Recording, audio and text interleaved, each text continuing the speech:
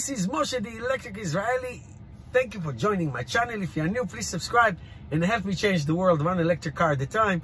Thank you to all of my supporters and Patreons and those who buy their Tesla using my referral code. Thank you so much. Much appreciated. Today, I'm going to do a different kind of video. I'm sure you've seen 10,000 different videos about Tesla's earning call and the financial and all that. I like to look at things from 30,000 feet to see what's going on now, what to predict for the future, to give reasons and justifications to why am I a Tesla fan, a Tesla owner of Model 3 and Model Y and Cybertruck in the future, and why I'm a Tesla stock holder. And of course, I don't suggest to buy, hold, or sell, but I tell you why I do things. So let's go. I'm not going to do any financials. I'm just going to do big numbers and big things that I think are important for the future. So let's go on first of all, from the basics.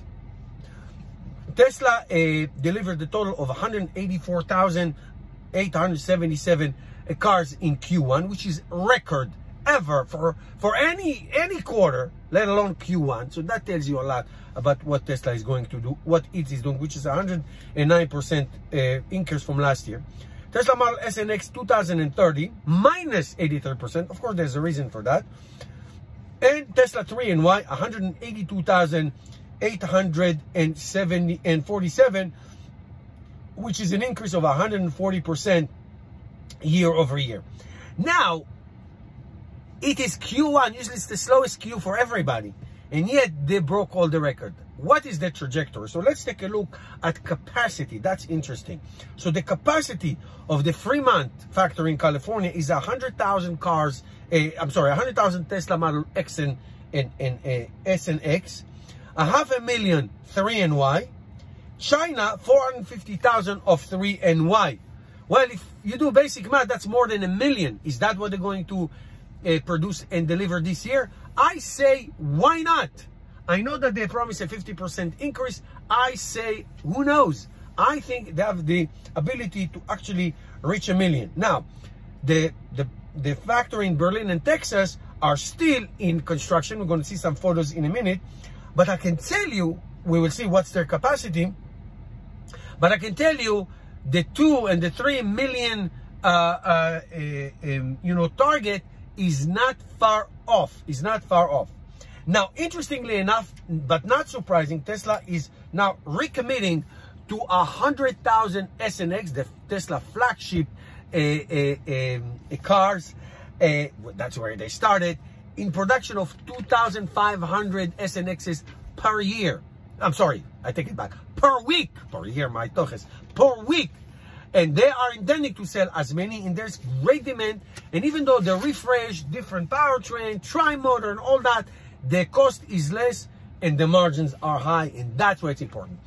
I would not characterize full self-drive FSD as a setback, but it's hard. I listened to the entire earning call the other day, and even Elon Musk admit it's hard. And progress is being made, and I believe that at the end of this year, more and more drivers will get the FSD beta trial. Some of there's a couple thousands now people having it, but it's going to take time. And I think that robotaxi is years away, not months away, years away. But I believe at the end of the day, it will come. Now, shocking, but not surprising to me at all, that Tesla Model 3 is the most sold car in the luxury sedan segment, beating, listen to this, the BMW 3 Series, Mercedes E-Class, Audi Q5, and Audi 8.6.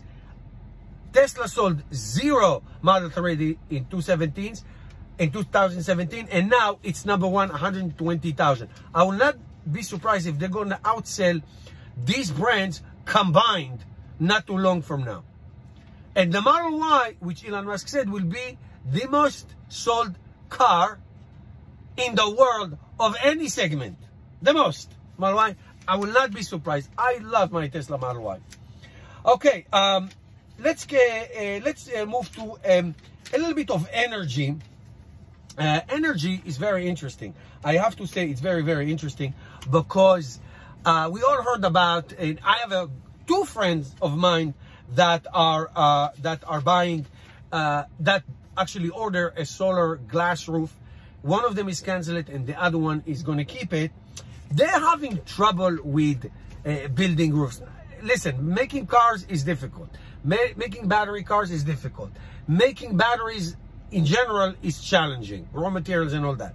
But building roof is now in the construction business. Okay? I remember when they put my solar panels, when Tesla put my solar panels almost 10 years ago, you know that to open the roof, it's a big deal. It's like construction work.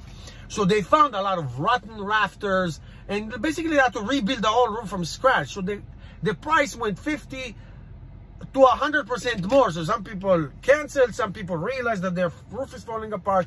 But I think they will sort it out because they do have a lot of demand. So all this whole energy, and I want to tell you something about what I think about energy. My house has solar panel. I will get three power walls eventually, and my house will be completely, not completely, but almost completely independent from the grid. If you want to expand and fulfill the mission of accelerating the adoption of electric cars, you must have every house and every building independently producing their own electricity using solar or wind nearby, so you're not going to crash the grid. So if now it's very simple. If I charge my car now, it will take the power from the sun, not even worrying about the town's grid. Let me show you some picture. Here's a great photo of the factory in Berlin. Great progress, should be operational very soon. Same thing with Texas, a mammoth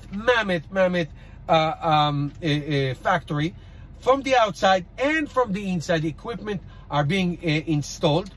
China, the factory in China, in Shanghai, is being expanded for battery production, which is such a great idea by Tesla.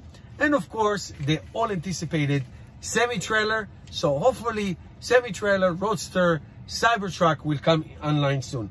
So to me, when I decide to invest in a company such as Tesla, such as SoFi is a online banking and has a great social mission. When I invest in companies like this, I think, what is it that they're going to do? Not tomorrow, not next month, not even next year.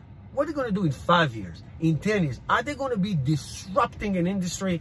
I believe that they do. And that's why I do what I do. Guys, put your questions below. If you want anything about financial, I'm happy to answer. This is not what I do in my channel. I like to talk about big things and the future. Thank you for watching. Questions below, and I'll see you soon.